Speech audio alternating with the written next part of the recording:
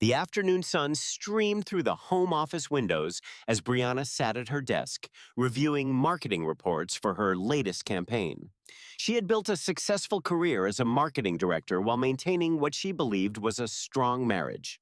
Her dark brown skin glowed in the natural light, and her natural curls were pulled back in a professional bun. She wore her favorite navy blazer even though she was working from home. Standards mattered to Brianna. From the room across the hall, she could hear her husband Grant's voice drifting through his cracked office door. He was in another virtual board meeting for the investment firm where he worked as a senior analyst. Normally, Brianna tuned out his work calls, but something in his tone made her pause. He was laughing, not his professional chuckle, but the genuine, unguarded laugh he usually reserved for private moments. God, she has no idea, Grant's voice carried clearly. Brianna actually thanked me recently for being so dedicated to work. Can you believe that? Brianna's fingers froze on her keyboard. A woman's laugh joined Grant's. The sound was bright, flirtatious, and completely inappropriate for a board meeting. "You're terrible," the woman said, her voice dripping with amusement. "But seriously, Grant, how much longer are you going to keep this up? It's been going on for quite some time." The words hit Brianna like a physical blow. Her heart began pounding so hard she could hear it in her ears. With trembling hands, she slowly stood from her desk and moved toward the hallway, careful to keep her footsteps silent. "Courtney, baby, we've talked about this," Grant replied, his voice dropping to an intimate tone that Brianna recognized all too well. That was the voice he used to use with her. "The timing has to be right. I need to make sure everything is set up properly before I make any moves. The prenup she signed is pretty tight, but I've been moving assets around. In due course, I'll have enough secured that she can't touch it." Brianna pressed her back against the hallway wall, her breathing shallow. This could not be happening. Grant, her husband, was discussing their marriage and their finances with another woman. And not just any woman, Courtney. Brianna knew exactly who she was. Courtney worked at Grant's firm. Brianna had met her at company events. She was blonde, ambitious, and always seemed too friendly with Grant. But Brianna had trusted her husband. She had pushed away the uncomfortable feelings and called herself paranoid. What a fool she had been. "I transferred another substantial sum to your account yesterday," Grant continued. "Did you get it?" "I did," Courtney purred. "You're so good to me. I can't wait until we don't have to hide anymore. I'm tired of being your secret. I want to go places with you, be seen with you." "Soon," Grant promised. "I just need to be smart about this. Brianna handles all the household accounts, but she doesn't pay attention to my investment accounts. I've been skimming money from our joint savings for some time now, and she hasn't noticed a thing. She's so trusting. It's almost too easy." The casual cruelty in his voice made Brianna's stomach turn. She slid down the wall, sitting on the floor as hot tears began streaming down her face. But even as her heart broke into a million pieces, her mind was already working, sharp and focused through the pain. Grant thought she was naive. He thought she was stupid and trusting and easy to manipulate. He was about to learn how wrong he was. "You know what's funny?" Grant was saying. "Recently, Brianna asked if we should think about starting a family soon. Can you imagine? I've been planning my exit for quite some time, and she's thinking about babies." Courtney laughed again, and Brianna felt something inside her harden. The tears stopped. She wiped her face and stood up, her legs steady despite the earthquake happening inside her. She walked quickly back to her office, grabbed her phone, and opened the voice recorder app. She hit record and placed her phone on her desk, turning the volume up as high as it would go. Then she crept back to the hallway, positioning herself where she could hear clearly. "The board meeting is supposed to start soon," Courtney said. "We should probably wrap this up." "Let them wait," Grant replied. "I'd rather talk to you. Besides, I'm the one who prepared the quarterly reports. They need me more than I need them." "You're so confident," Courtney said admiringly. "It's one of the things I love about you." "I love you too," Grant said easily, as if those words didn't belong to someone else, as if he hadn't said them to Brianna just that morning. Brianna's phone recorded every word. She stood in that hallway for some time, listening as her husband and his mistress discussed their affair, their plans, and how gullible Brianna was. They talked about trips they had taken together, claiming they were work conferences. They laughed about close calls when Brianna had almost discovered them. They discussed how Grant had been systematically hiding money from their joint accounts. When voices finally joined the call indicating the actual board meeting was starting, Grant's tone shifted immediately to professional and businesslike. Brianna heard him greet colleagues, dive into financial reports, and present himself as the competent, trustworthy man everyone believed him to be.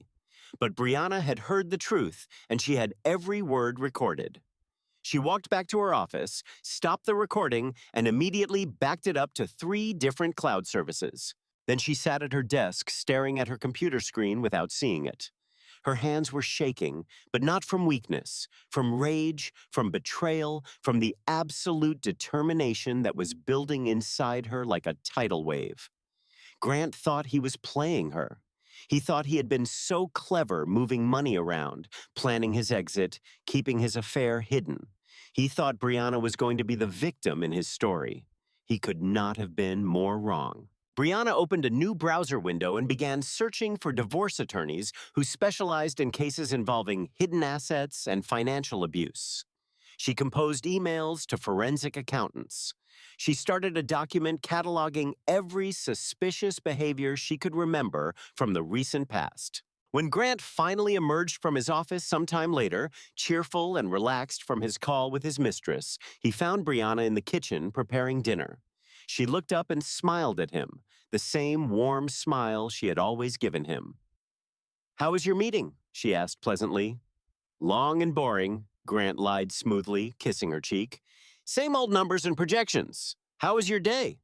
"Very productive," Brianna replied truthfully. "I learned some really important things today." "That's great, baby," Grant said, already pulling out his phone to check messages. Probably messages from Courtney, Brianna thought. As Grant scrolled through his phone, completely oblivious to the storm gathering around him, Brianna turned back to the stove. She had memories with this man. She had built a life together, or so she had thought. Now she knew the truth. While she had been loving him, trusting him, planning their future, he had been betraying her in every possible way. But Grant had made a critical mistake. He had underestimated her. He thought she was weak, naive, easily fooled. He was about to discover that the woman he had been deceiving was stronger, smarter, and far more strategic than he ever imagined. And unlike him, when Brianna made a plan, she executed it flawlessly. The mic Grant had forgotten to mute had shattered Brianna's world, but from those shattered pieces, she was about to build something better.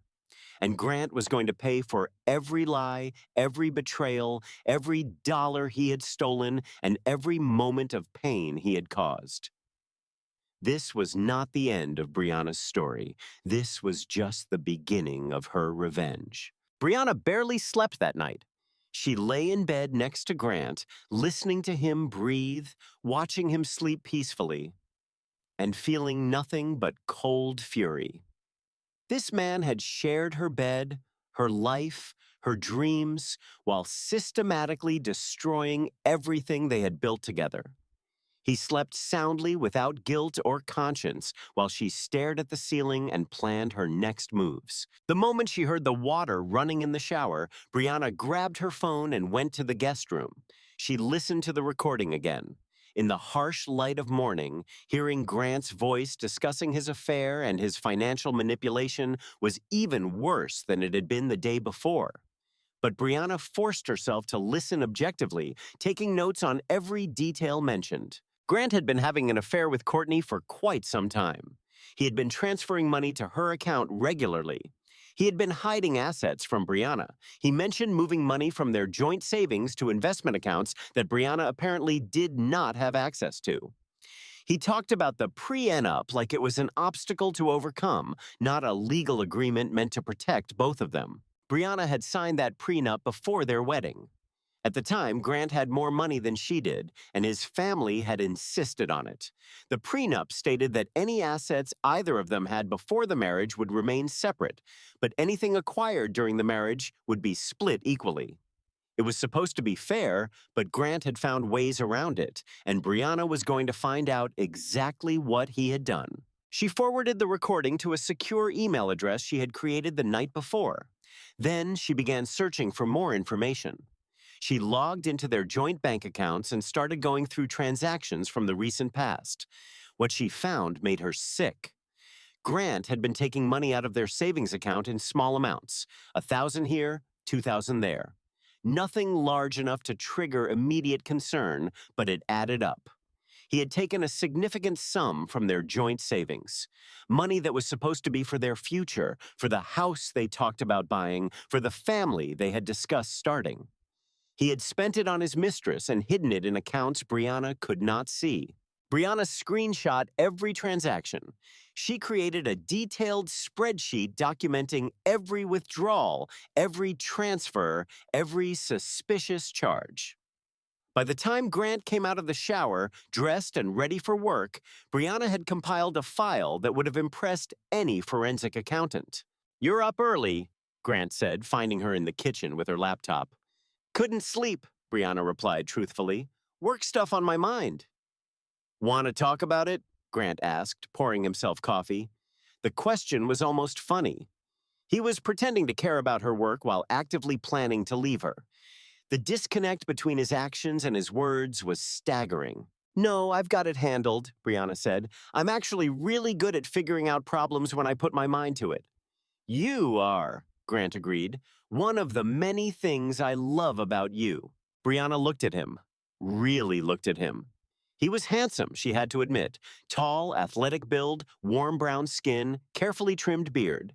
He dressed well and carried himself with confidence. She had fallen in love with that confidence. Now she saw it for what it really was: arrogance. "I have a late meeting tonight," Grant said, checking his phone. "Probably won't be home until later." A late meeting. With Courtney, no doubt. Some time ago, Brianna would have believed him. Today, she knew better. "No problem," she said easily. "I have some things to take care of anyway." Grant kissed her cheek and left for work, taking his lies with him. The moment his car pulled out of the driveway, Brianna was on the phone. Her first call was to Carla Mendoza, a divorce attorney whose name had come up repeatedly in her research the night before. Mendoza specialized in high-asset divorces involving hidden money and financial manipulation. Her success rate was extraordinary, and her reputation was fierce. "Rodriguez and Associates," a crisp voice answered.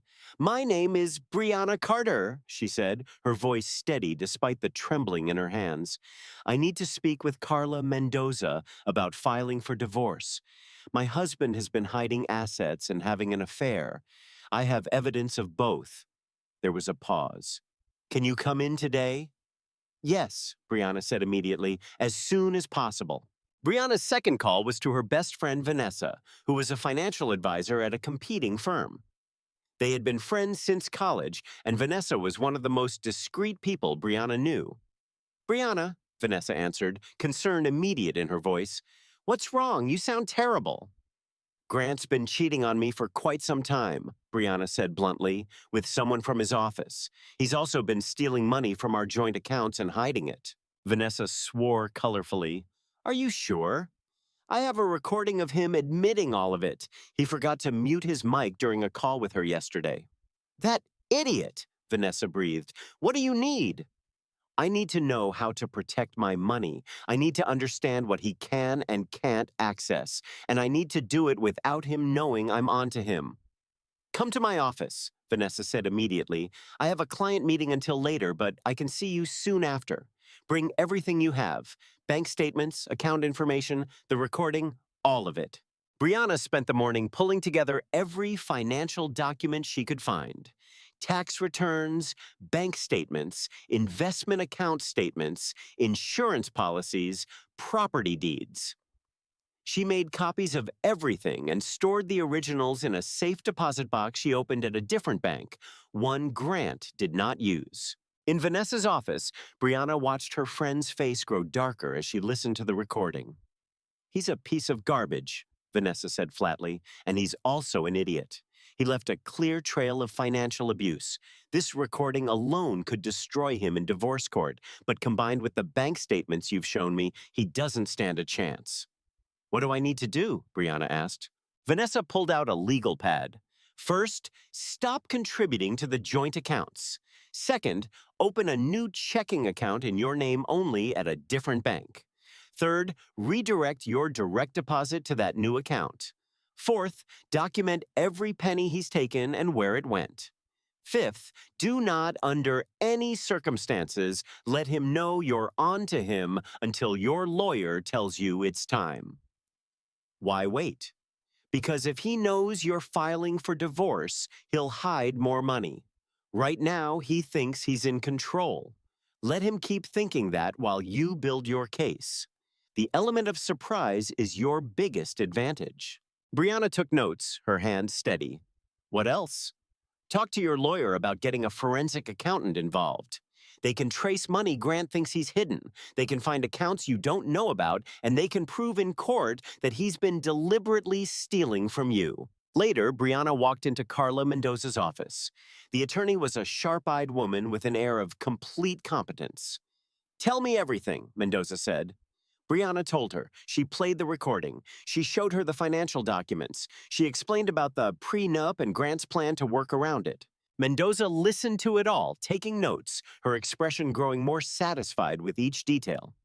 This is good, she said finally. This is very good.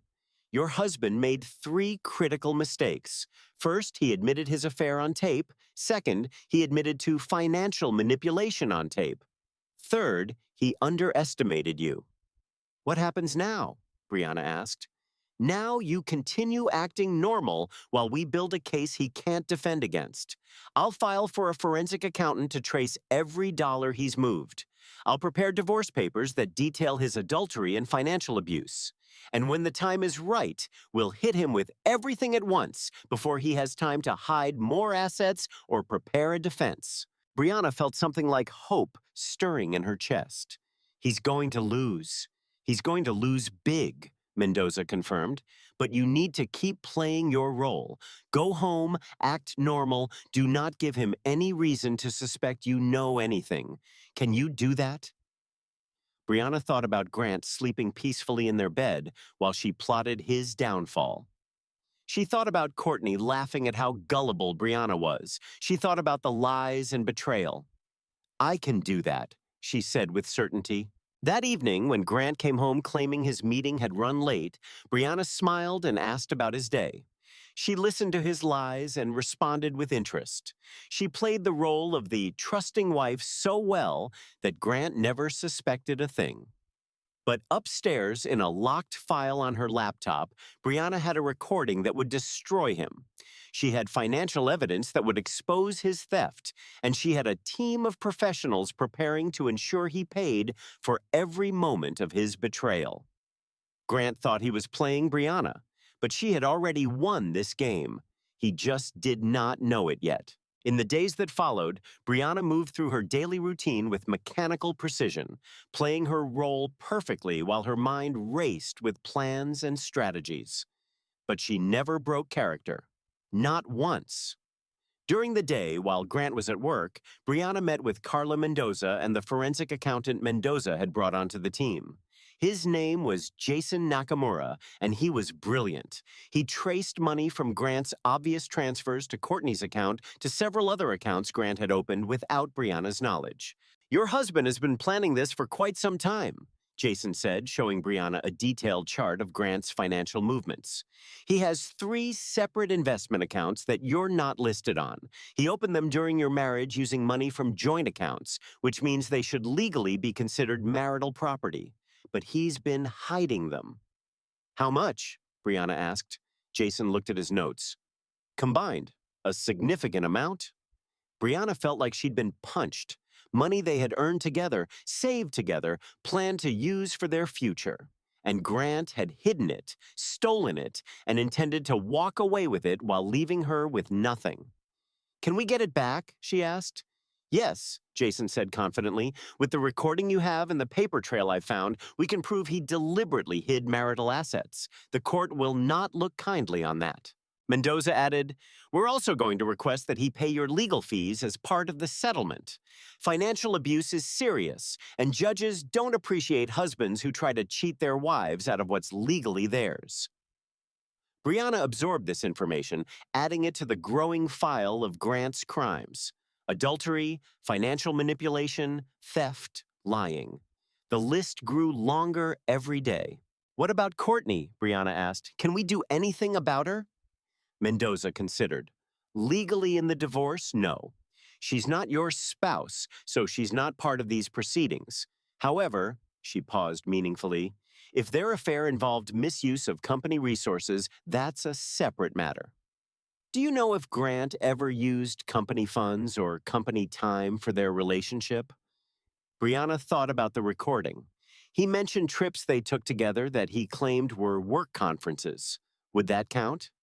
Potentially, yes, especially if he charged those trips to company accounts while using them for personal purposes.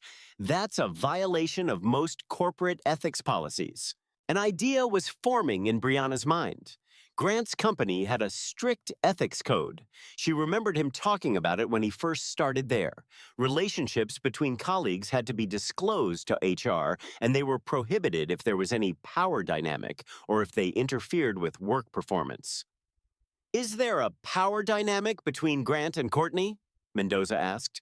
"Grant is a senior analyst. Courtney is an associate analyst. He has seniority, though I don't think he's her direct supervisor. Still enough of a power imbalance to be concerning to most HR departments," Mendoza said. "And if they've been hiding the relationship while working together, that's definitely a violation." Brianna felt a smile pulling at her lips. It was not a kind smile. "So if someone were to report their relationship to HR with evidence, the company would have to investigate?" "They would," Mendoza confirmed. "And if they found violations of company policy, there could be consequences for both Grant and Courtney." "What kind of consequences?" "That depends on the company and the severity of the violations. But termination is certainly possible, especially if they can prove the relationship affected work performance or involved misuse of company resources." Brianna filed that information away. She was building a complete picture now, not just of Grant's betrayal, but of all the ways it could come back to destroy him. At home, Grant remained oblivious. He continued his affair, continued his lies, and continued treating Brianna like she was too stupid to notice. Each lie he told gave her more ammunition. Each time he came home late from a meeting, she documented it. Each unexplained charge on their credit card, she screenshot and added to her file. One evening, Grant mentioned that he and some colleagues, including Courtney, were going to a conference in Miami. It's a big industry event. Some days of networking and presentations should be good for the firm. "Sounds great," Brianna said pleasantly. "Will spouses be invited?" Grant barely hesitated. "No, it's just employees. Pretty boring stuff, really. You wouldn't enjoy it." Brianna smiled. "I'm sure you're right." But the next day, she called the hotel where the conference was supposedly being held. There was no industry conference scheduled. Grant had lied, which meant he was planning a romantic trip with Courtney and calling it work. Brianna documented everything. She took screenshots of the hotel website showing no conference. She checked Grant's company calendar, which he had foolishly shared with her and never revoked her access to. The Miami trip was listed as personal time off, not a work conference. He was using their money and lying about it being for work. That was fraud. That was theft. And Brianna was going to make sure everyone knew it. Sometime later, Brianna sat in Mendoza's office with a thick file. "This is incredible," Mendoza said, flipping through the documentation. "You've built a stronger case than some private investigators I've worked with. Every lie, every transaction, every piece of evidence carefully documented and cross-referenced." "I'm a marketing director," Brianna said. "I know how to build a compelling case and support it with data." "Well, you've certainly done that. Jason has finished his forensic analysis, and combined with your documentation, we have everything we need." Mendoza leaned forward. "Are you ready to proceed?" Brianna thought about Grant sleeping peacefully every night while she lay awake in pain. She thought about Courtney laughing at how easy she was to fool. She thought about the lies and betrayal and stolen money. "I'm ready," she said. "Good. Here's how this is going to work. The company is having their annual gala. You're going to attend that gala with Grant. You're going to be the perfect wife, charming and gracious. And at the right moment, my process server is going to approach Grant and serve him with divorce papers in front of his colleagues." Brianna's eyes widened. "In public? He humiliated you by having an affair with a coworker and discussing it openly. He deserves to experience some public humiliation himself. Plus, it prevents him from having time to hide more assets before we freeze the accounts. The moment he's served, we file an emergency motion to freeze all joint accounts and his individual accounts pending the divorce proceedings. He's going to be furious." "Good," Mendoza replied. "Angry people make mistakes. We want him off balance and reactive. It makes our job easier." "What about Courtney?" Mendoza smiled. "That's up to you. You have documentation of their affair, including the recording. You could send it to their company's HR department. You could send it to Courtney's husband, or you could do both." "She has a husband?" Brianna asked, surprised. "According to my research, yes. Married for some time. No children." Brianna sat back in her chair. Courtney had destroyed Brianna's marriage while being married herself. She had laughed at Brianna's trust while betraying her own husband's trust. The hypocrisy was staggering. "I want to send everything to HR and to her husband," Brianna said. "She should face consequences, too." "I can arrange that," Mendoza said. "We'll send the evidence to HR the same day we serve Grant. That way, he can't warn her or try to get their story straight, and I can have the information delivered to her husband separately." Brianna nodded. "Do it." For the first time in some time, she felt like she was truly in control. Grant thought he was pulling all the strings, making all the plans, staying 2 steps ahead. But Brianna had been watching, learning, planning, and building a case that would destroy everything he had worked for. The gala was approaching. In due course, Grant's carefully constructed lies would come crashing down around him. In due course, he would learn that underestimating Brianna was the biggest mistake of his life. And Brianna would be there to watch it happen, wearing her best dress and her most satisfied smile. In the days before the gala, Brianna moved through her daily routine with mechanical precision, playing her role perfectly while her mind counted down the hours until Grant's world would explode. She went to work, led marketing meetings, reviewed campaign strategies, and performed her job flawlessly. Her colleagues noticed she seemed more focused than usual, more intense. One coworker asked if everything was okay. Brianna smiled and said she was working on a big project. That was true, just not the kind of project they imagined. At home, Grant continued his double life with staggering arrogance. He took phone calls from Courtney in the next room, not bothering to fully close the door. He sent her text messages while sitting on the couch next to Brianna. He even had the nerve to criticize Brianna for spending too much money on groceries while he was transferring thousands to his mistress. Each interaction hardened Brianna's resolve. She documented everything: the phone calls, the texts, the financial criticisms. All of it would be useful. Grant reminded Brianna about the event.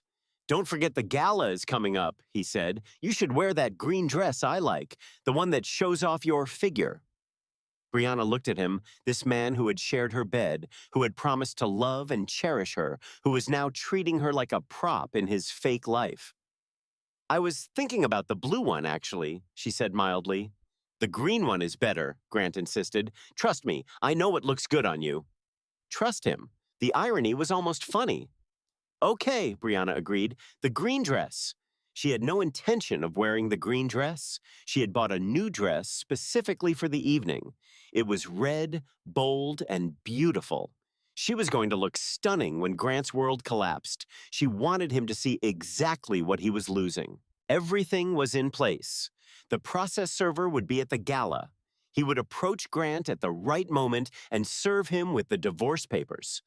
The emergency motion to freeze the accounts would be filed electronically the moment Grant was served. By shortly after, he wouldn't be able to access any of the money he had been hiding. What if he caused a scene? Brianna asked. Let him. It only makes him look worse. Besides, security will be there if things get out of hand. But I don't think Grant will make a scene. Men like him are too concerned with their image. He'll be shocked, angry, but he'll try to keep his composure in public. And the information to HR and Courtney's husband? Being sent that afternoon, HR will receive a detailed report of Grant and Courtney's affair, including evidence that they violated company policy by failing to disclose their relationship and by using company resources for personal matters. I've included documentation of the Miami trip Grant claimed was for work, but was actually charged as personal time off. What about Courtney's husband? He'll receive a package with proof of the affair. We're keeping it factual and letting him make his own decisions about what to do with the information. Brianna felt a pang of sympathy for Courtney's husband. He was about to have his life destroyed just like she had. But he deserved to know the truth just as she had deserved to know it. The day of the gala, Brianna went to the salon. She got her hair done, her nails done, a facial, the full treatment. She was going to look absolutely flawless. When Grant saw her that evening, she wanted him to realize exactly what he had thrown away. That evening, Grant came home with flowers. Cheap grocery store flowers, not the expensive bouquets he used to bring home when they first got married. Brianna wondered if he was bringing expensive flowers to Courtney now. "What are these for?" she asked. "Do I need a reason to bring my beautiful wife flowers?" Grant replied, kissing her cheek. Yes, Brianna thought, you need a reason because you never do this anymore. This is guilt or a distraction or another manipulation. "They're lovely," she said aloud. "Thank you."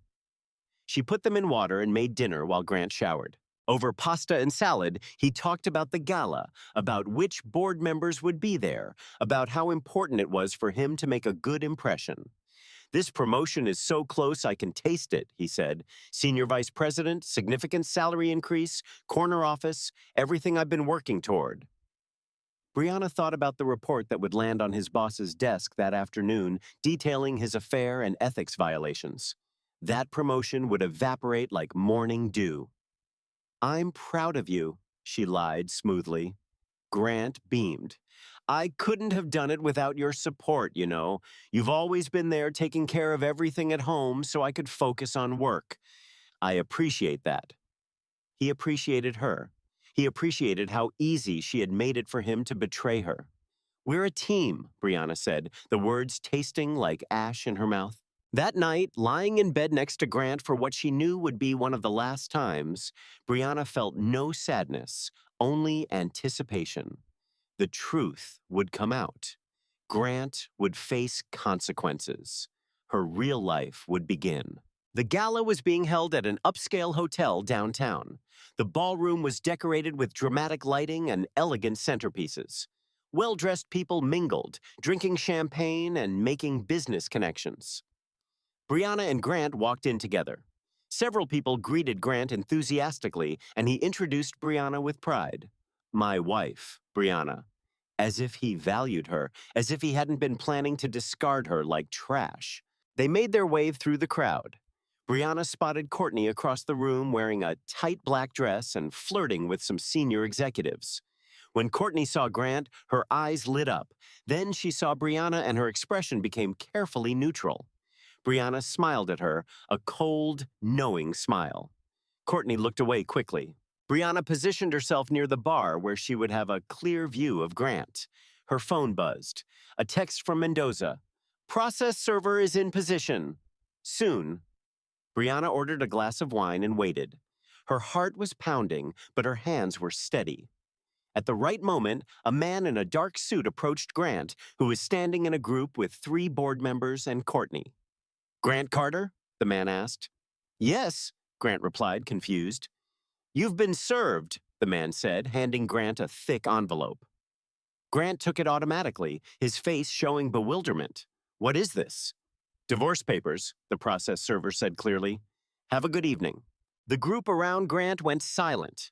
Grant tore open the envelope, his face going from confused to shocked to furious as he read the first page. Courtney's face went white. The board member stepped back, clearly uncomfortable. Grant's eyes swept the room and found Brianna. She was standing by the bar, her wine glass raised in a small salute. Their eyes met across the crowded ballroom. In that moment, Grant understood. She knew everything. She had known for some time, and she had been planning this. Brianna watched as understanding and then rage filled Grant's face. He started moving toward her, pushing through the crowd. But before he could reach her, two security guards intercepted him. Apparently, Mendoza had anticipated this and arranged for security to be ready. Brianna set down her wine glass, picked up her clutch, and walked calmly toward the exit. Behind her, she could hear Grant shouting her name, demanding she come back, calling her names that made nearby guests gasp in shock. She didn't look back. She walked out of that ballroom, out of that hotel, and got into the car she had arranged to have waiting. As the driver pulled away from the curb, Brianna's phone rang. "Did everything go according to plan?" Mendoza asked. "Perfectly," Brianna said. "Grant has been served, and he's not handling it well." "Good. The accounts are frozen. He can't touch any of the money. HR received the report about his affair that afternoon, and Courtney's husband received his package as well." Brianna leaned back in the car seat, feeling lighter than she had in some time. It was done. The trap had been sprung. Grant's secrets were exposed, and now the real revenge would begin. "What happens next?" Brianna asked. "Now," Mendoza said with satisfaction in her voice, "we watch Grant's life fall apart while we build yours back up." Brianna smiled as the car carried her home. Home to a house she would soon have all to herself. Home to a life she was going to rebuild into something better than Grant could have ever given her. The revenge had begun, and it was going to be spectacular. Brianna did not sleep that night. She sat in the living room with a cup of tea, lights off, waiting. She knew Grant would come home eventually, full of rage and accusations. She was ready for him. Later, she heard his car pull into the driveway. The engine cut off, but the car door didn't open immediately. He was sitting out there, probably trying to compose himself, trying to figure out what to say. After some time, the car door finally slammed shut. Grant burst through the front door, his tuxedo jacket gone, his bow tie undone, his face twisted with anger. "How could you?" he shouted. "How could you humiliate me like that in front of my colleagues, in front of the board members? Do you have any idea what you've done?" Brianna stood up calmly, turning on a lamp. The soft light illuminated her face, showing no fear, no anger, only cold determination. "I know exactly what I've done," she said quietly. "I exposed a liar and a thief." "A thief? I haven't stolen anything. That money was mine." "That money was ours," Brianna corrected. "Money you earned during our marriage, which according to the prenup you insisted on is marital property. Money you hid in accounts I didn't know about. Money you transferred to your mistress. That's called financial abuse, Grant, and theft." Grant's face went red. "You've been spying on me?" "I've been paying attention," Brianna replied. "Something I should have done sooner, but you made it easy for me. You forgot to mute your microphone during a call with Courtney some time ago. I heard everything. Your affair, your plans to leave me, your strategy to hide our money, all of it." She watched the color drain from Grant's face as he realized his mistake. The unmuted mic, the careless conversation with Courtney. That one error had undone quite some time of deception. "You recorded it," he said flatly. "I did, and I have documentation of every dollar you moved, every lie you told, every violation of our marriage and our prenup. My lawyer has all of it. The forensic accountant has traced every account you thought you'd hidden. It's over, Grant. You lost." Grant sank onto the couch, his head in his hands. For a moment, Brianna almost felt sorry for him. Almost. Then she remembered Courtney's laugh, Grant's casual cruelty, the betrayal. "Brianna, please," Grant said, his voice changing from angry to pleading. "Can we talk about this, work something out? We can go to counseling, fix this. I made mistakes, but we can get past them." "No," Brianna said simply. "What do you mean, no?" Just like that, Our marriage, and you're throwing it away over a mistake. A mistake? Brianna's voice rose for the first time. You had an ongoing affair. You stole money from our joint accounts. You planned to divorce me and leave me with nothing. You mocked my trust and called me gullible. That's not a mistake, Grant. That's a choice. Multiple choices made over and over again for quite some time. I love you, Grant tried. I know I messed up, but I love you. You don't love me, Brianna said. You love what I gave you. Stability, a home, someone to take care of things while you focused on your career. Someone to show off at company events while you slept with Courtney on the side. That's not love. That's using someone. Grant stood up, anger returning. Fine, you want a divorce? You'll get one. But I have lawyers too, good ones. You're not going to get everything you think you are. Actually, I am, Brianna said, because I have evidence you can't refute. I have recordings, financial documents, witness statements. I have proof you violated our prenup by hiding marital assets. My lawyer is very confident about our case. We'll see about that, Grant snapped. He headed toward the stairs. I'm getting my things. I wouldn't, Brianna said calmly.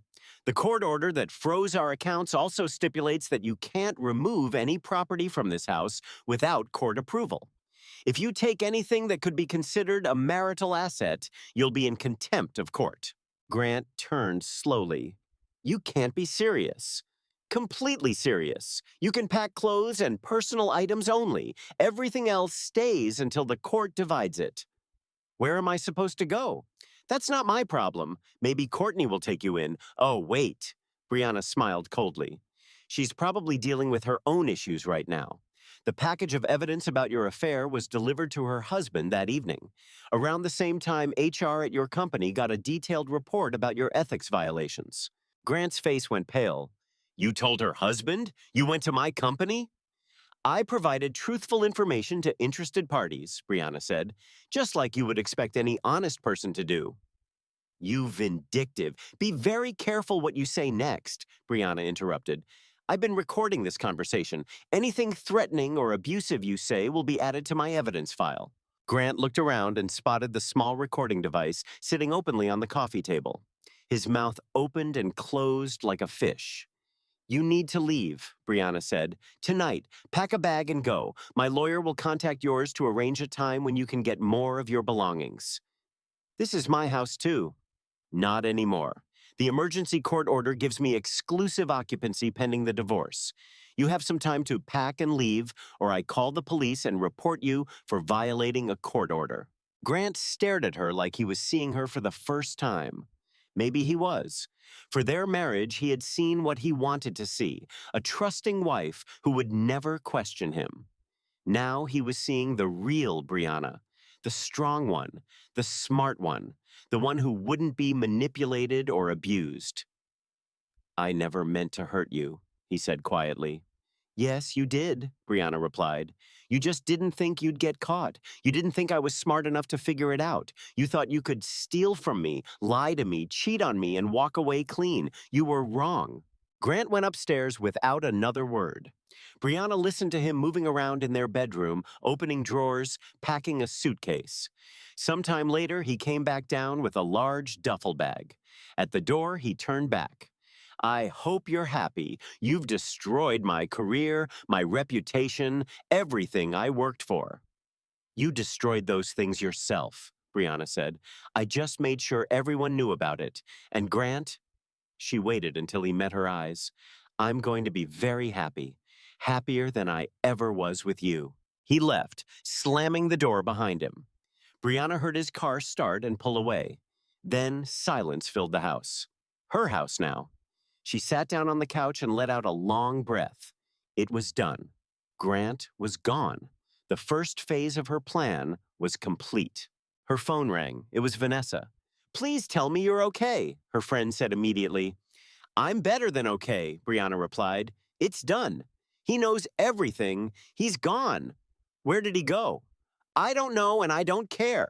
That's not my problem anymore. How do you feel? Brianna thought about it. Free? I feel free. Good, because you deserve to be free of that garbage human. Are you sure you're okay alone tonight? I can come over. I'm fine.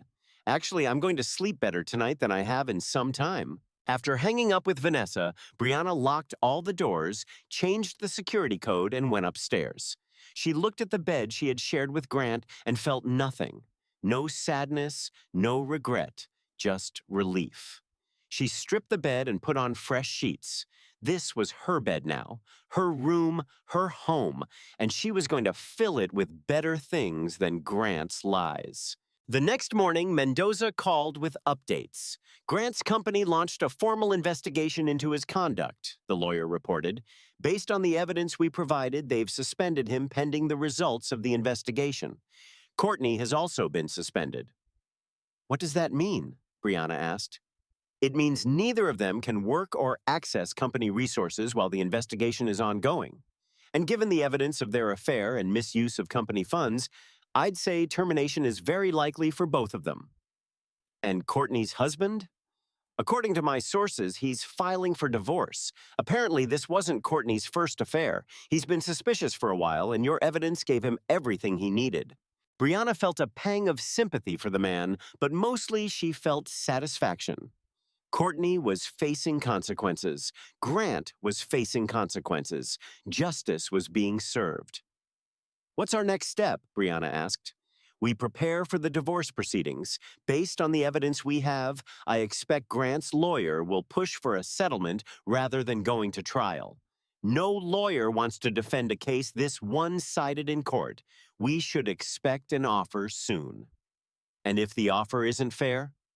Then we go to trial and present every piece of evidence we have. Grant will lose even more that way, and he knows it. My guess is he'll settle and try to minimize the damage.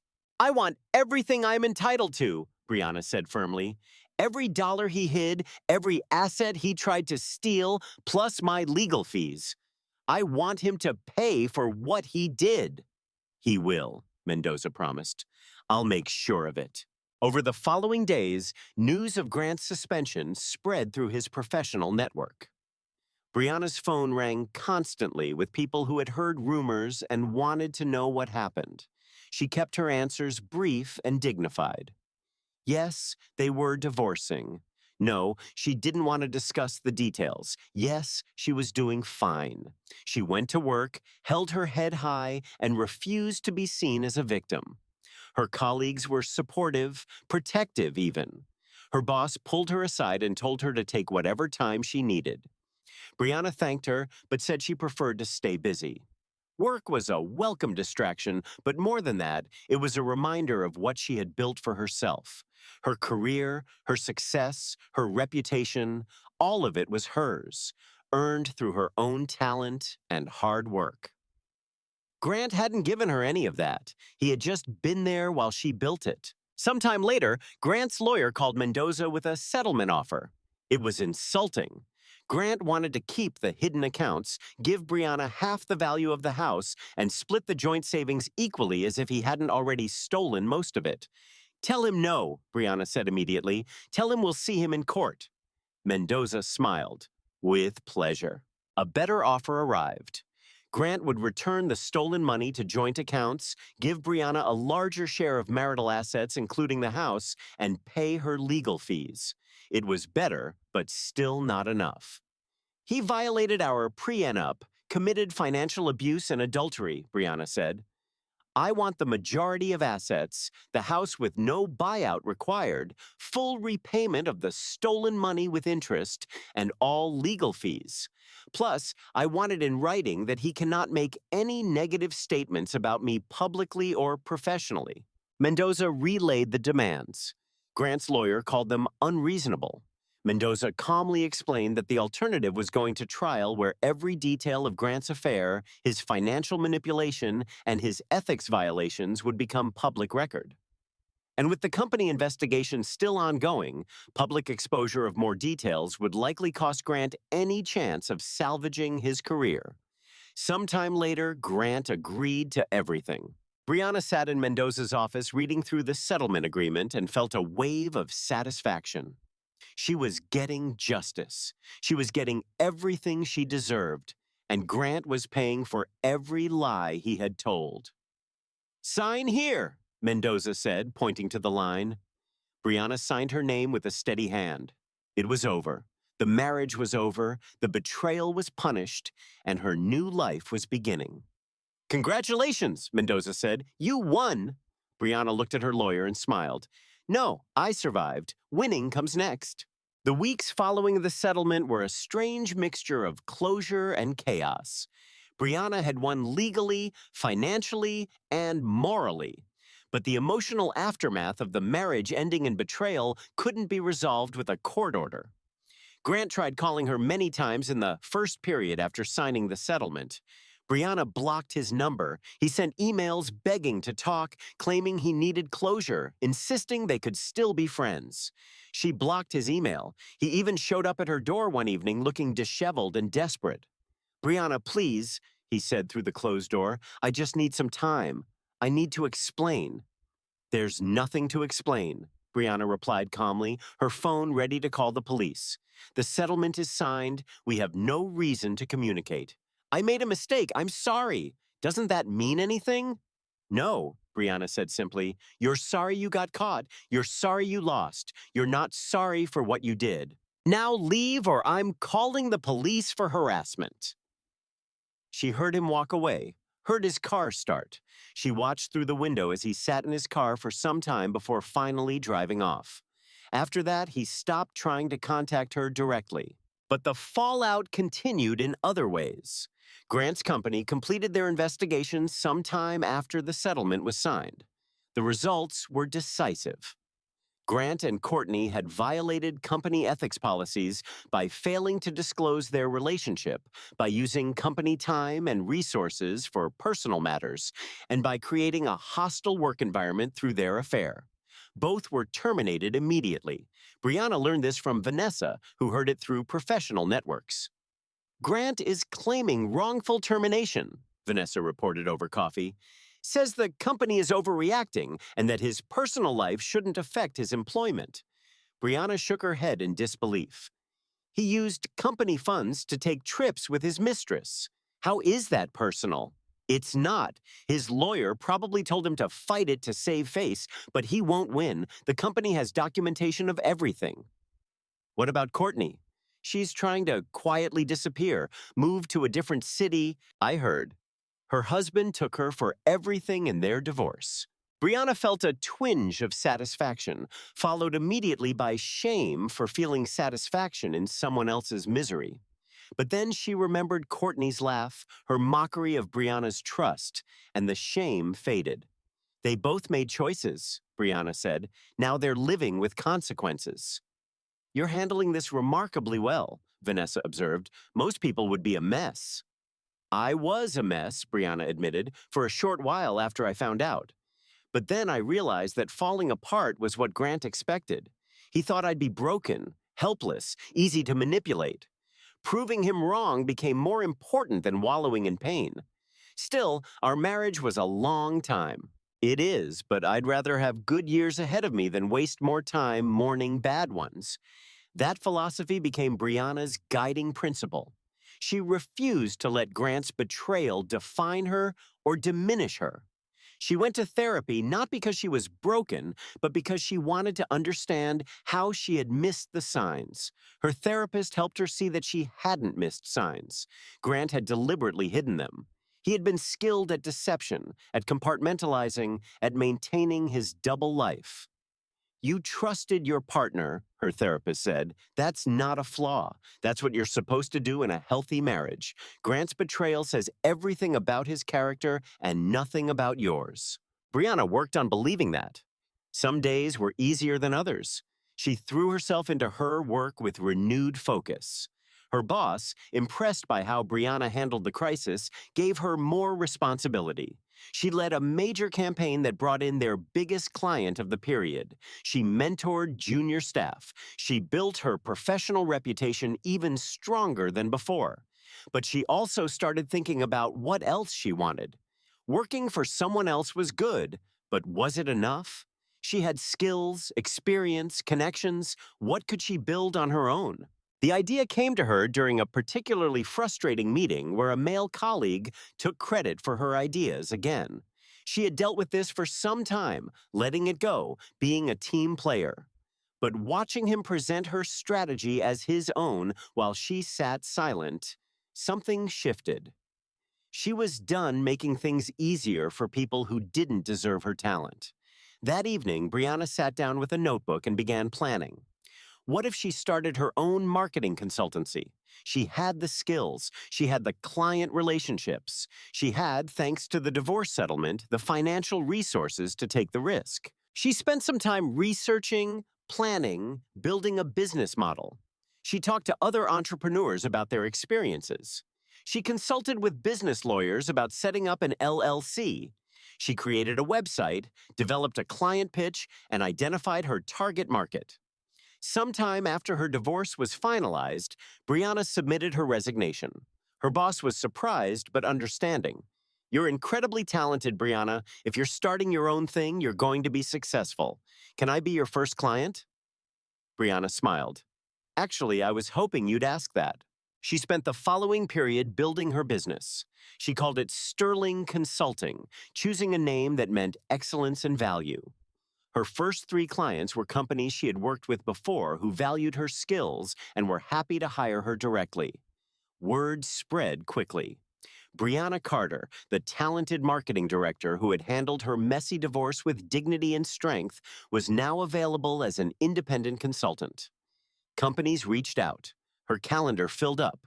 Before long, she was making more money than she had at her old job and working with more interesting clients. But the best part was the freedom.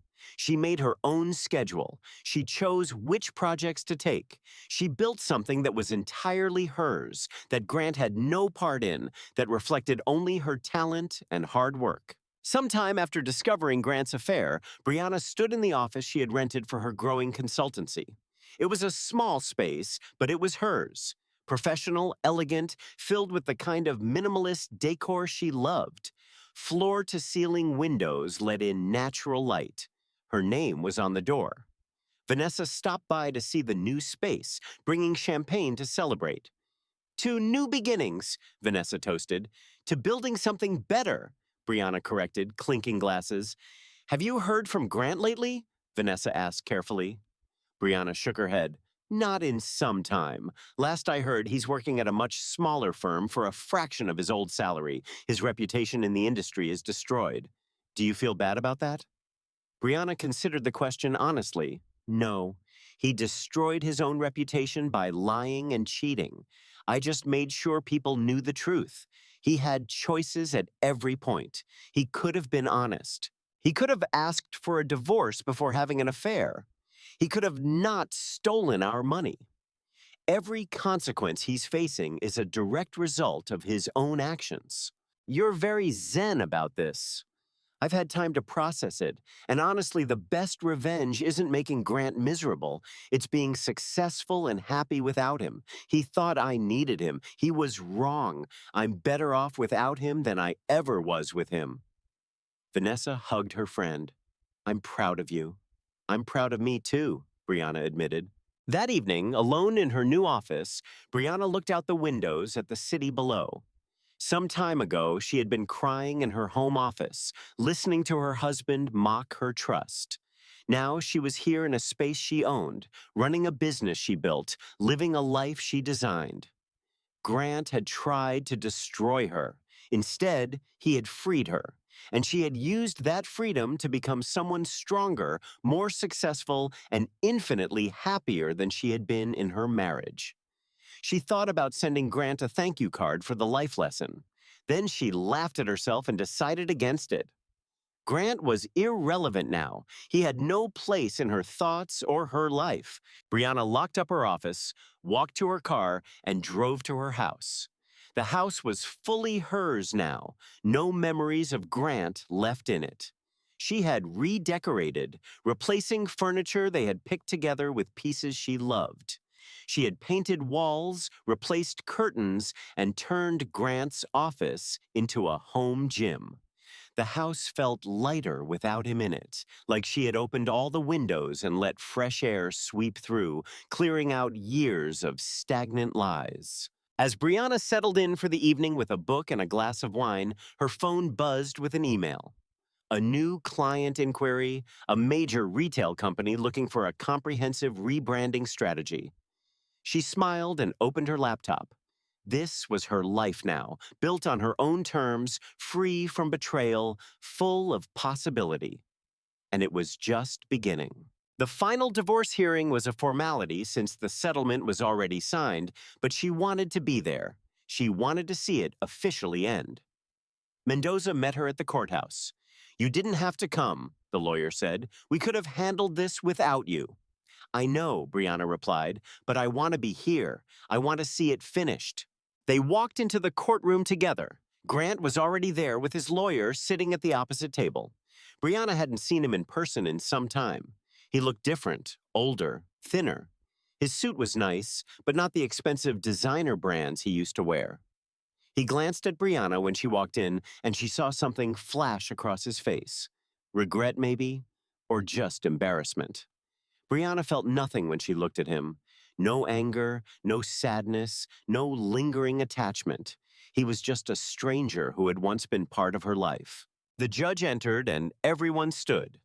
Judge Patricia Henderson was a woman with sharp eyes and a no-nonsense demeanor. She reviewed the file in front of her, then looked up at both parties. "This is a dissolution of marriage hearing for Grant Carter and Brianna Carter," she said. "I've reviewed the settlement agreement. Everything appears to be in order. Does either party have any objections to the terms as written?" "No, Your Honor," Mendoza said.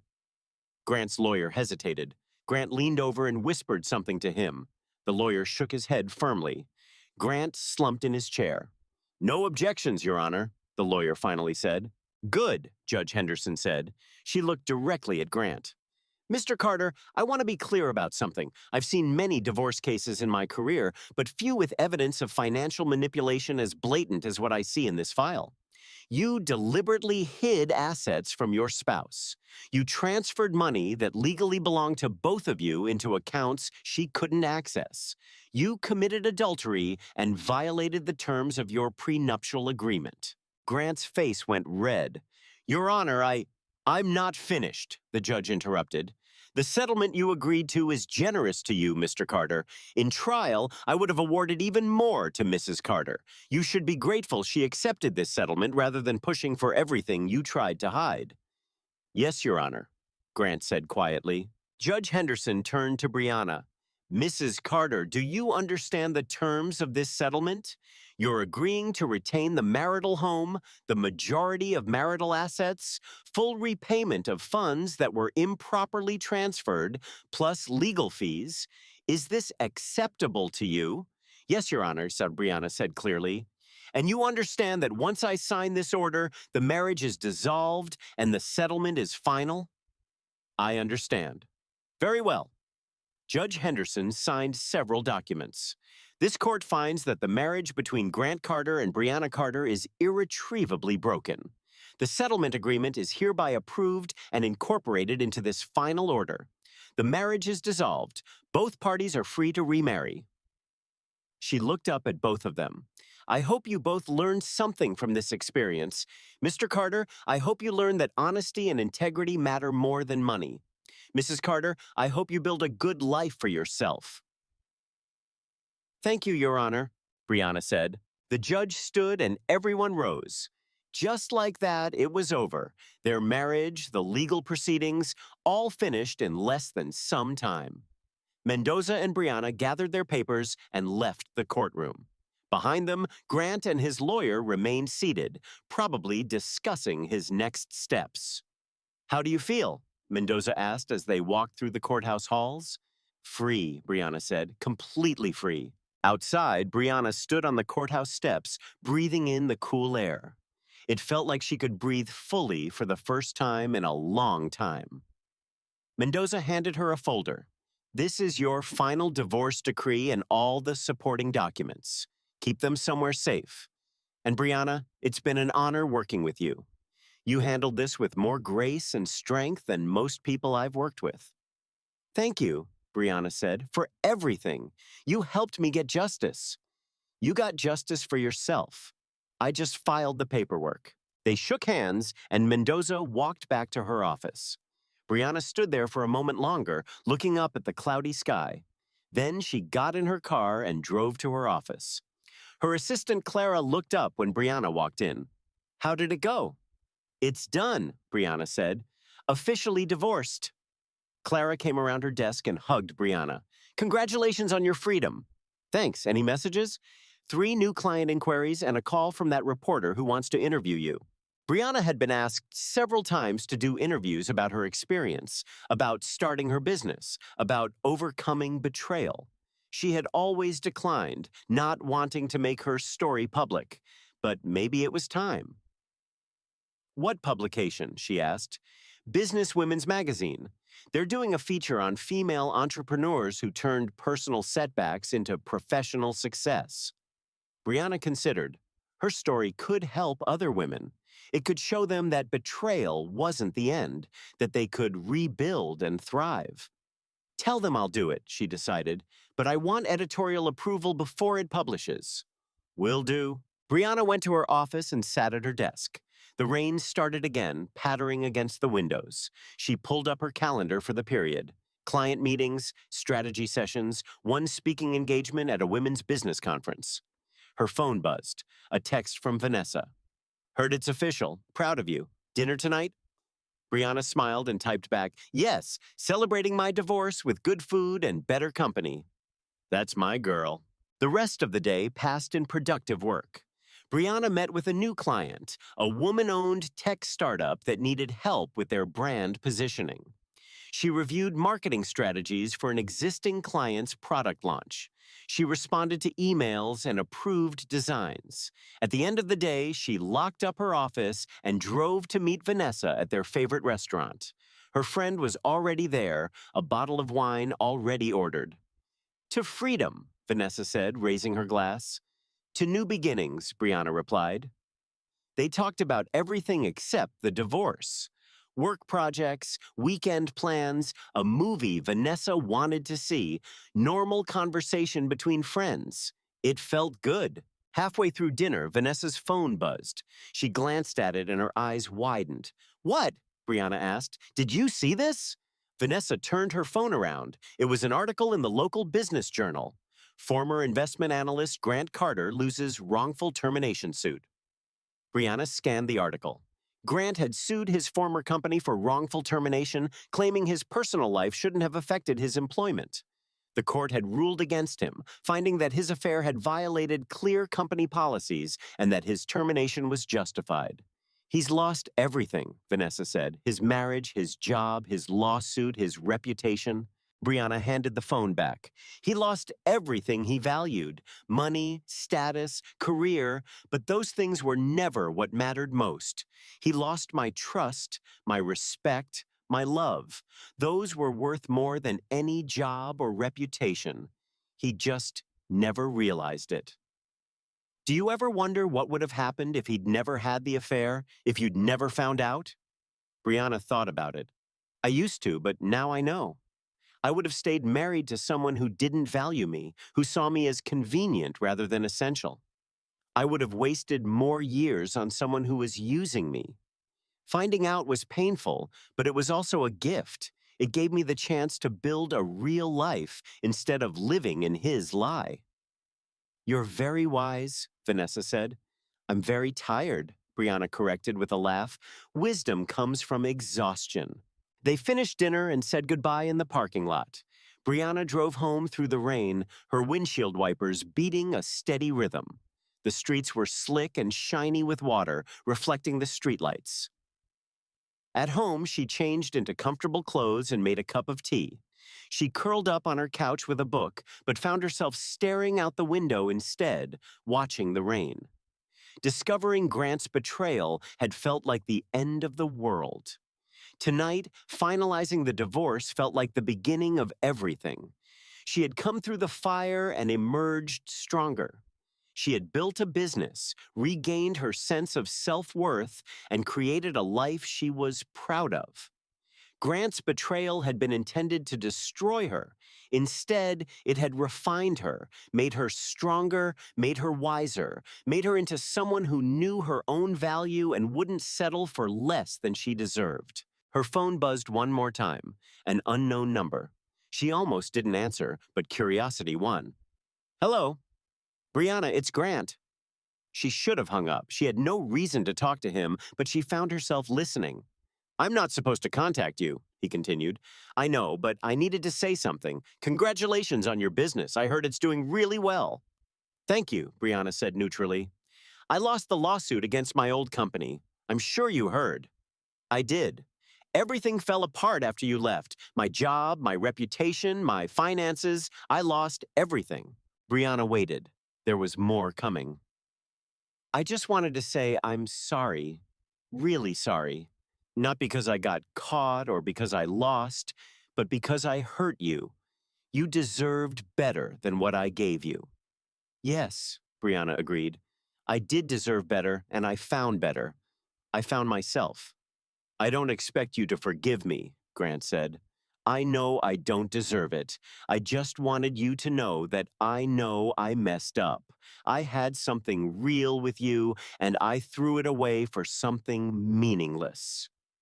Grant, Brianna said gently, I appreciate you saying that, but you calling me now is still making it about you, about your guilt, your regret, your need for absolution.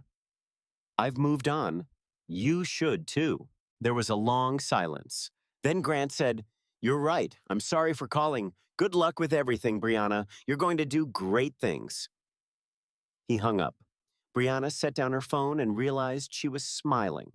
Not because Grant had apologized, but because his apology didn't matter to her. She didn't need it. She had already moved past him, past the hurt, past the betrayal.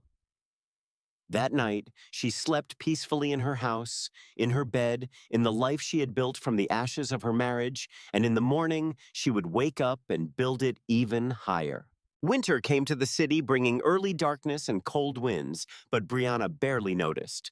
Her business was thriving, her calendar was full, and she was building something she was genuinely proud of.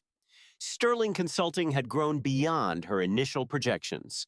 What started as a one-woman operation now included junior consultants and a full-time assistant.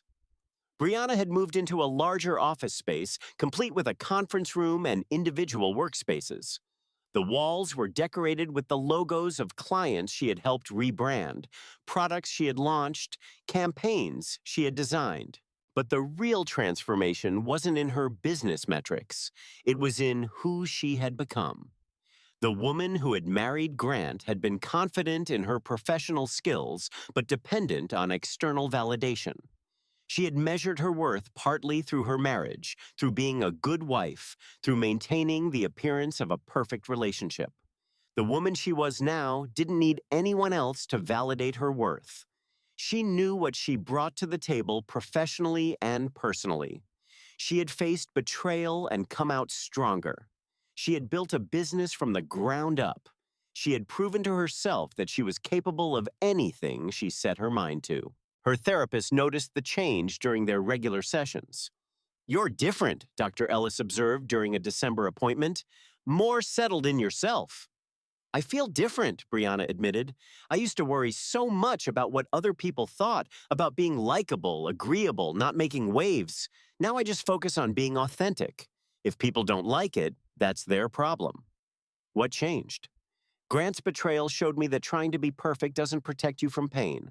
I was the perfect wife, supportive, trusting, accommodating, and he still cheated and lied and stole from me. So being perfect is pointless. Being real is better.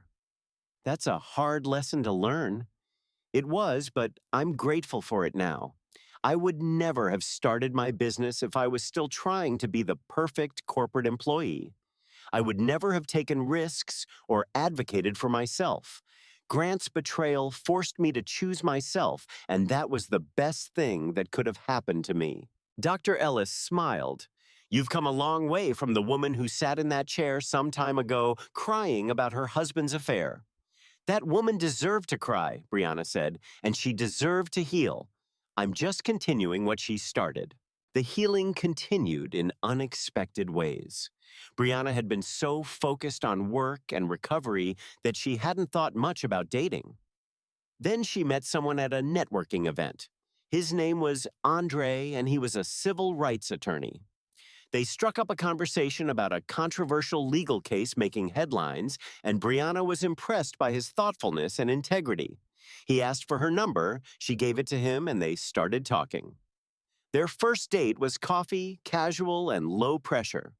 They talked for hours, covering everything from their careers to their families to their favorite books. Andre was smart, funny, and refreshingly honest. When Brianna mentioned she was recently divorced, he didn't probe for details. He just said, "That must have been difficult," and moved on. Their second date was dinner. Their third was a museum.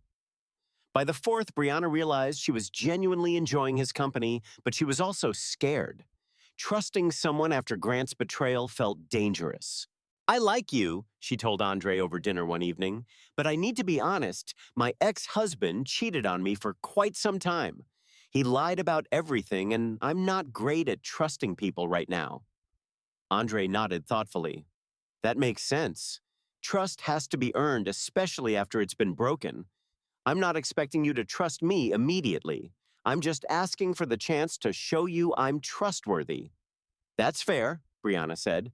"And Brianna, I'm not your ex. Whatever he did, whatever damage he caused, that's on him. Don't punish me for his mistakes." It was exactly what she needed to hear.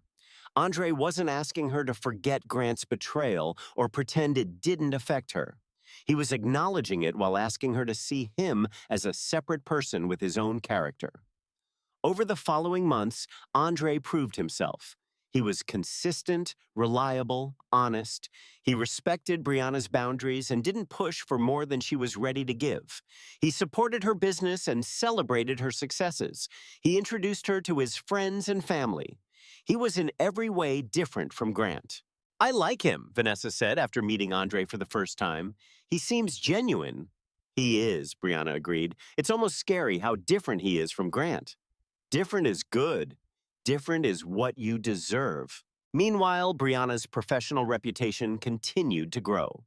She was invited to speak at conferences about entrepreneurship, marketing strategy, and building a business from the ground up.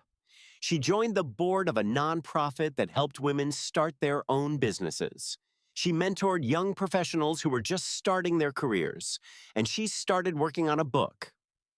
It began as a series of blog posts about her experiences starting Sterling Consulting. But as she wrote, she realized there was a bigger story to tell. A story about recognizing financial abuse in relationships, about the warning signs she had missed, about how to protect yourself financially, about rebuilding after betrayal. She titled it, "Building Sterling: How I Transformed Betrayal into Success." Writing the book was therapeutic and painful in equal measures. Brianna had to revisit the worst moments of her marriage and divorce. She had to be vulnerable about her mistakes and her pain. But she also got to document her triumphs, her growth, her transformation. The manuscript took some time to complete. When she finally typed the end, she felt a sense of accomplishment unlike anything she had experienced before. This book was proof of how far she had come. It was evidence of her strength. Finding a publisher took another period, but she signed a book deal. The publisher saw the potential in her story, not as a revenge tale, but as an empowerment story for women who had experienced similar betrayals. "This will help so many people," her editor said during their first meeting. "Women need to hear that they can survive this, that they can thrive." "I hope so," Brianna said.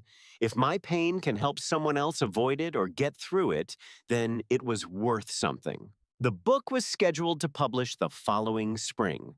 In the meantime, Brianna continued building her life. Her relationship with Andre deepened. Her business expanded. She bought a vacation condo in the mountains, a place just for herself where she could retreat and recharge. On the anniversary of discovering Grant's affair, Brianna took a day off work. She drove to her mountain condo and spent the day hiking, reading, and reflecting. Some time ago, she had been sitting in her home office, listening to her husband's unmuted microphone shatter her world. She had been devastated, heartbroken, furious. She had cried until she couldn't cry anymore. Today, she was sitting on a deck overlooking a mountain vista, planning her next business expansion and thinking about the book launch party she would have in the spring. She was in a healthy relationship with someone who valued her. She had built a successful business that reflected her skills and values. She had helped other women avoid or overcome similar situations. Grant's betrayal had been intended to destroy her. Instead, it had been the catalyst that pushed her to become the best version of herself. She pulled out her phone and sent a text to Vanessa. "Thank you for being there through everything." Vanessa replied immediately, "Always. You're my hero, you know that." Brianna smiled. She wasn't a hero. She was just a woman who had refused to let betrayal define her, who had chosen to build instead of crumble, who had transformed pain into purpose. As the sun set over the mountains, painting the sky in shades of orange and pink, Brianna raised her glass of wine in a silent toast to survival, to growth, to the life she had built from the ashes of her marriage, and to the woman she had become, stronger, wiser, and infinitely more powerful than Grant had ever imagined possible. Spring came with unexpected warmth, and with it, the publication of Brianna's book. Building Sterling, How I Transformed Betrayal into Success hit bookstores, and the response was immediate and overwhelming. The book resonated with readers who had experienced similar betrayals, financial abuse, or difficult divorces. Reviews praised Brianna's honesty, her practical advice, and her refusal to present herself as a perfect victim. She wrote openly about the mistakes she made, the signs she missed, and the way she had enabled Grant's deception by being too trusting. But more importantly, she wrote about the way she had rebuilt, not just financially or professionally, but emotionally and psychologically. She shared the tools she had used: therapy, financial planning, legal advocacy, building a support network. She provided resources for women in similar situations. She turned her pain into a roadmap for others. The book launch party was held at an upscale bookstore downtown. Brianna stood at the podium, looking out at a crowd of people: friends, family, clients, colleagues, and strangers who had read her story and wanted to meet the woman behind it. "Some time ago," Brianna began, "I discovered that my husband had been having an affair, stealing money from our joint accounts and planning to leave me with nothing. I was devastated. I felt stupid, betrayed, and completely lost." The crowd was silent, attentive. But I made a choice that day. I chose not to be a victim. I chose to document everything, build a case, and fight for what was rightfully mine. I chose to protect myself instead of trying to save a marriage that was already dead. She paused, gathering her thoughts. This book isn't about revenge, though some people will read it that way. It's about survival. It's about recognizing when someone is abusing your trust and having the courage to walk away. It's about understanding that you don't need to set yourself on fire to keep someone else warm. Applause rippled through the audience. "I wrote this book for the woman I was some time ago, the one who heard her husband's unmuted microphone and had her world shattered. I wanted her to know that she would survive, that she would thrive, that the pain she was feeling wouldn't last forever, and that something beautiful was waiting on the other side." More applause. Brianna saw several women in the audience wiping their eyes. If you're going through something similar, please know this: you are stronger than you think. You deserve better than betrayal. And you have the power to build a life that reflects your true worth. Thank you for being here tonight. The applause was thunderous. People stood clapping and cheering.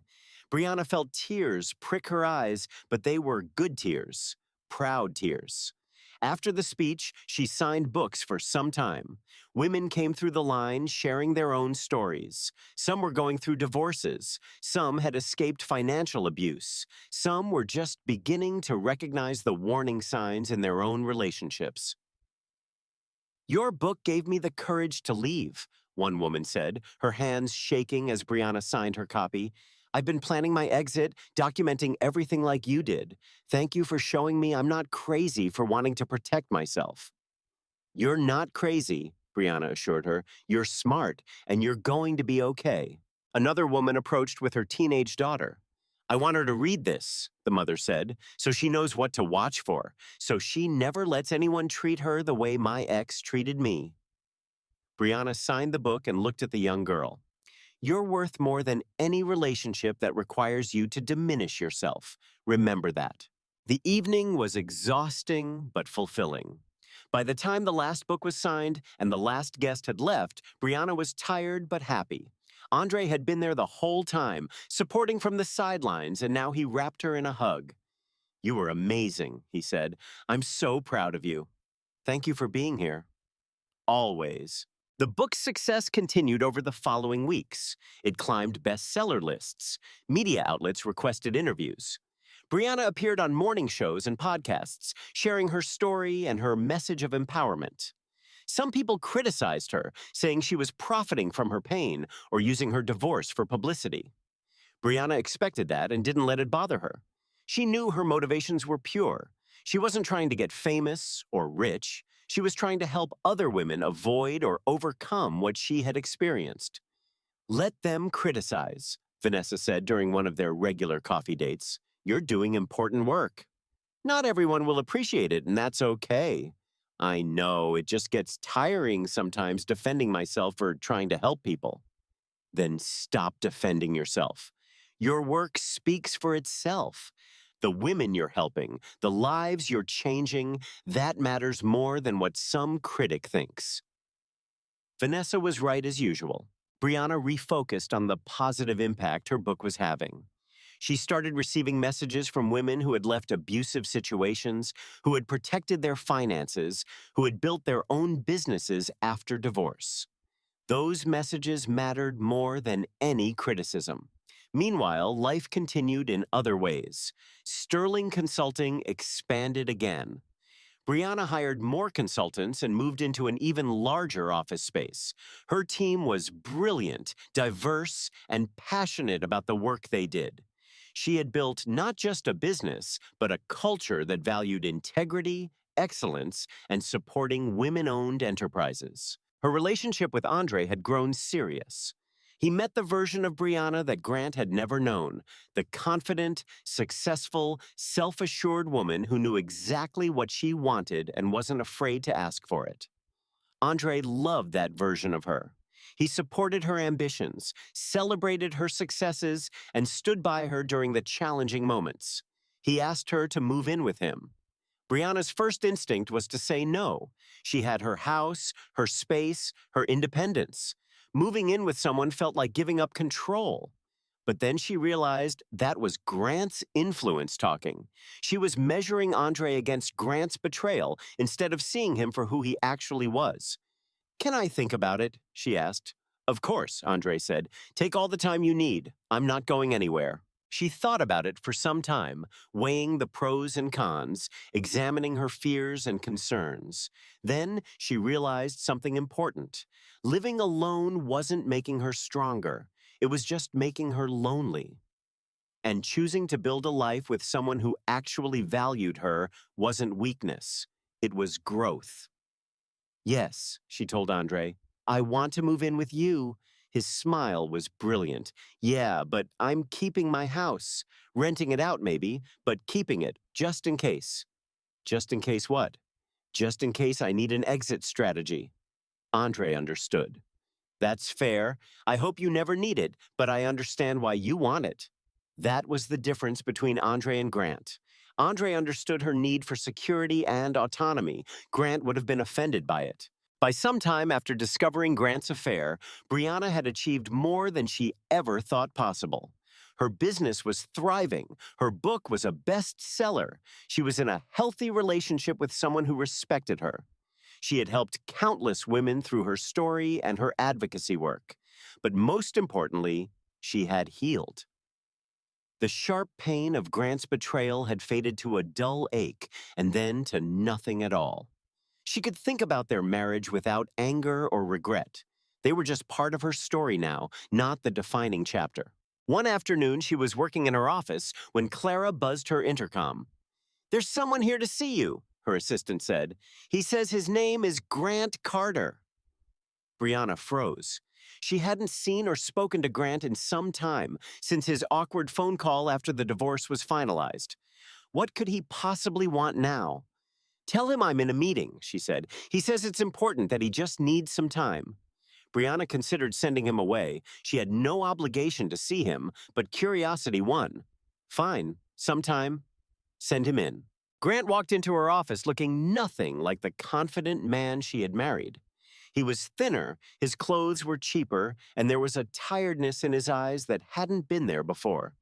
He looked at Brianna and she saw genuine regret in his face. "Thank you for seeing me," he said. "You have some time," Brianna replied, not offering him a seat. "I read your book," Grant said. "I know I probably shouldn't have, but I did. And I wanted to say I'm sorry. You already apologized. I know, but after reading your book, I understand the full extent of what I did to you. The financial abuse, the emotional manipulation, all of it. I didn't see it that way at the time. I thought I was just protecting myself, planning ahead. But I was hurting you deliberately."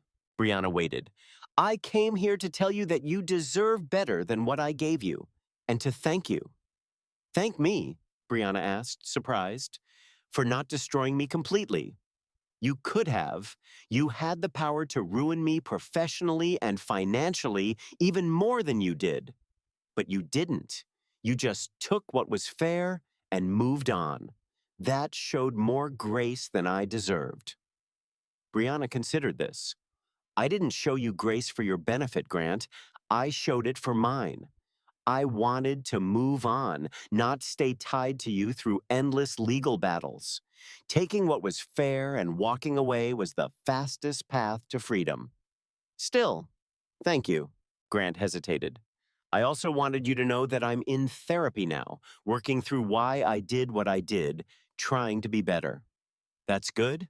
I hope it helps you. Your book helped me see some things about myself, about what I lost." Brianna stood up, signaling the meeting was over. "Grant, I appreciate you coming here and apologizing, but I don't need your apology to move on. I already have. I built a life I love, and you're not part of it." Grant nodded, accepting the dismissal. "I can see that. Your success, your book, all of it. You're doing amazing things. I am, and I'm going to continue doing amazing things without you." Grant walked to the door, then turned back. "I really did love you, Brianna. I was just too selfish to show it properly." "Goodbye, Grant," Brianna said firmly. He left. Clara appeared in this doorway moments later. "Are you okay?" her assistant asked. "I'm fine," Brianna said, and she meant it. Seeing Grant hadn't upset her or stirred up old feelings. It had just confirmed what she already knew. She had moved so far beyond him that he was irrelevant to her happiness. That evening, she told Andre about Grant's visit. "How do you feel?" he asked. "Nothing. I feel nothing about him, and that's perfect." Andre smiled and pulled her close. "You've come a long way." "We both have," Brianna said. "I'm not the broken woman you met some time ago." "You were never broken. You were just finding your way back to yourself." That night, Brianna lay in bed thinking about her journey. Some time ago, Grant's betrayal had felt like the end of everything.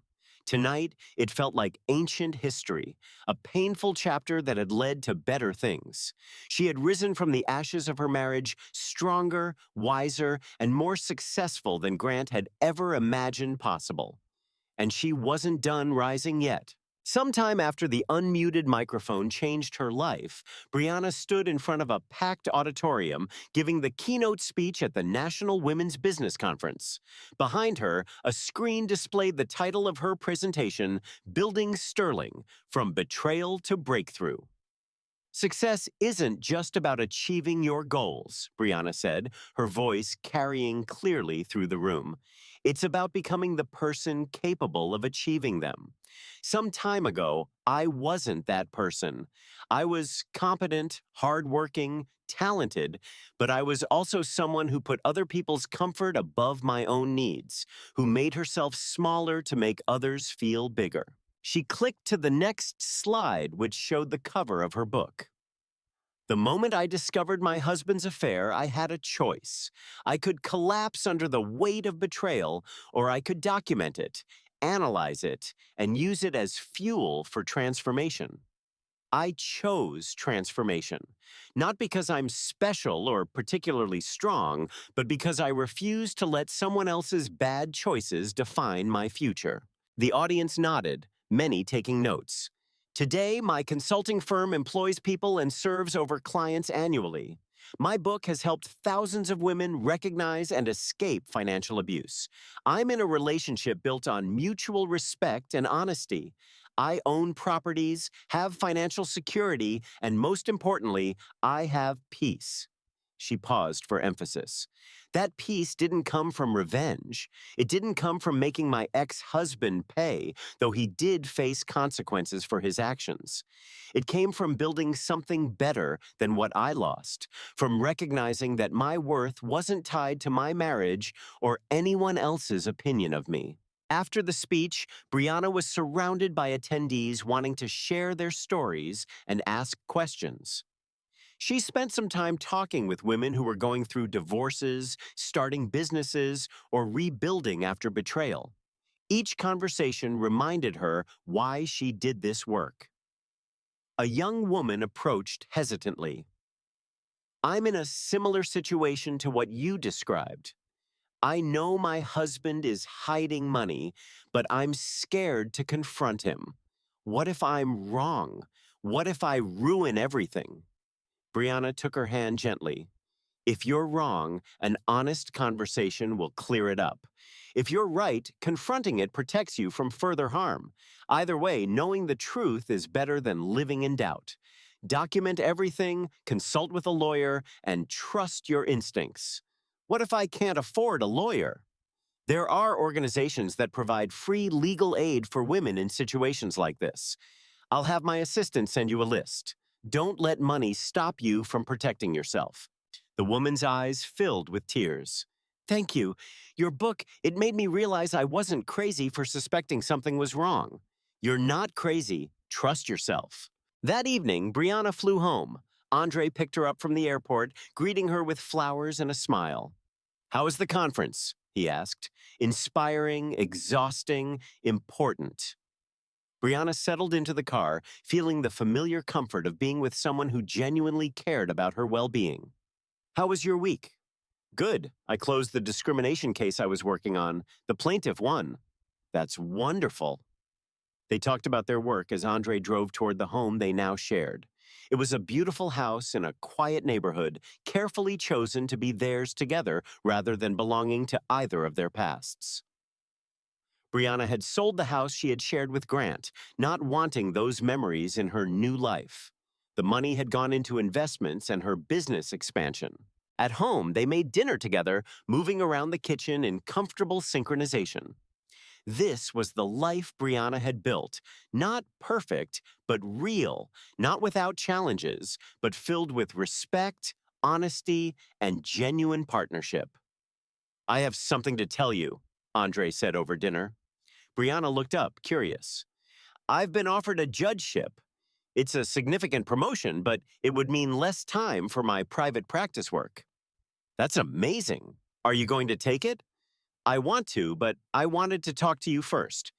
It will change my schedule, might mean less flexible hours. Brianna reached across the table and took his hand. Andre, this is your career decision. I support whatever you choose. We'll make it work. You're sure? Completely sure. You've supported every decision I've made about my business. I want to do the same for you. This was partnership. Grant had made major decisions without consulting her, claiming he was protecting her from stress. Andre included her while respecting that ultimately his career was his choice, just as hers was her own. A few weeks later, Brianna received an unexpected email. It was from Courtney. The subject line read, "I owe you an apology." Brianna stared at the email for a long moment before opening it. She had not thought about Courtney in some time. According to what she'd heard through professional networks, Courtney had moved across the country after her own divorce and termination, trying to rebuild her life and career. The email was brief but direct. "Brianna, I know you have no reason to read this, much less respond, but I wanted to apologize for my part in your pain. I had an affair with your husband knowing he was married. I laughed at your trust and participated in his betrayal. There's no excuse for my behavior. I was selfish, immoral, and cruel. Your book opened my eyes to the full extent of what we did to you. The financial abuse, the manipulation, all of it. I'm ashamed of who I was then. I don't expect forgiveness. I just wanted you to know that I'm sorry and that I'm working to be a better person. You deserved so much better than what Grant and I put you through. Courtney." Brianna read the email twice, feeling nothing but a mild sense of acknowledgement. Courtney's apology was nice, but it didn't change anything. It didn't heal wounds that had already healed. It didn't give back time that had already been reclaimed. She typed a brief response. "Courtney, I appreciate your apology. I hope you've learned from your mistakes and that you're building a better life for yourself. I've moved on from that chapter of my life and wish you well in yours. Brianna." She hit send and closed the email. That was closure. Not dramatic, not emotional, just the simple acknowledgement that everyone involved had moved forward. That weekend, Brianna met with her business team for their quarterly planning session.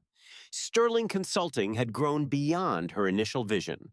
They were now considering franchising the model, allowing other consultants to open Sterling offices in different cities. "This could be huge," her business partner said. "We could help women entrepreneurs across the country. It's exciting." Brianna agreed. "But we need to make sure we maintain our values as we expand, quality over quantity, supporting women over maximizing profit." They spent hours planning the expansion, discussing logistics, finances, and strategies.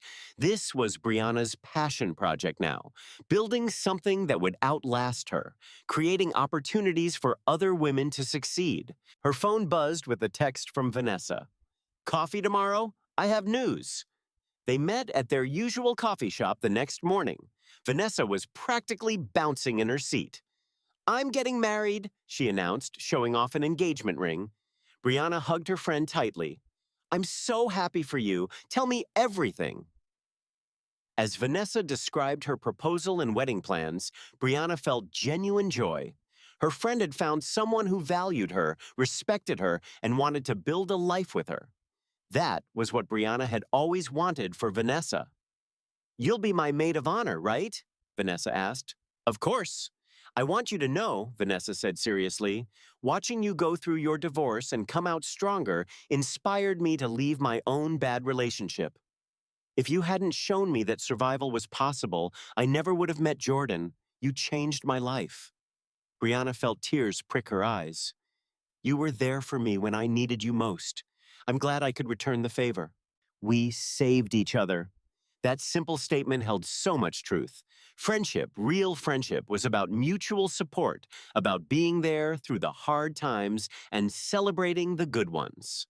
Vanessa had been Brianna's rock during the darkest days. Now Brianna got to celebrate Vanessa's happiness. Sometime later, Brianna stood beside Vanessa as she married the love of her life. The ceremony was beautiful, filled with joy and laughter and love. Watching her friend promise forever to someone who genuinely deserved her trust reminded Brianna of what she had learned over the past period. Not all love is like Grant's. Not all marriages end in betrayal. Some people are genuinely trustworthy, genuinely kind, genuinely committed to building something real. Andre was one of those people. And Brianna had learned to recognize the difference between someone who claimed to love her and someone who actually showed it through actions. That evening at the wedding reception, Andre pulled Brianna onto the dance floor. "Happy?" he asked. "Very," Brianna replied. "I love you," he said simply. "I love you too." It was the first time she had said those words to anyone since Grant. They felt different now, more meaningful, more real, because she was different. She knew her worth. She knew what real love looked like, and she wouldn't settle for anything less. As they danced, Brianna thought about the journey that had brought her here. Some time ago, discovering Grant's affair had felt like the end of the world. Tonight, it felt like ancient history, a painful lesson that had led to better things. She had survived betrayal, built a thriving business, written a best-selling book, helped countless women recognize and escape similar situations, found real love, created a life filled with purpose, passion, and peace. Grant's betrayal had been intended to destroy her. Instead, it had freed her to become who she was always meant to be.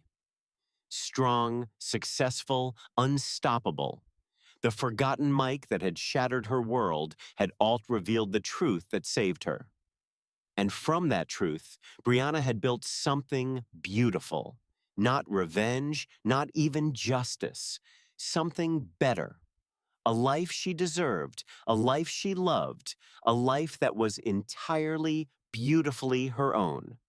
And that was the ultimate revenge, living so well that the betrayal became irrelevant, building so high that the ashes beneath her foundation couldn't be seen anymore. Brianna Carter had risen, and she was still rising.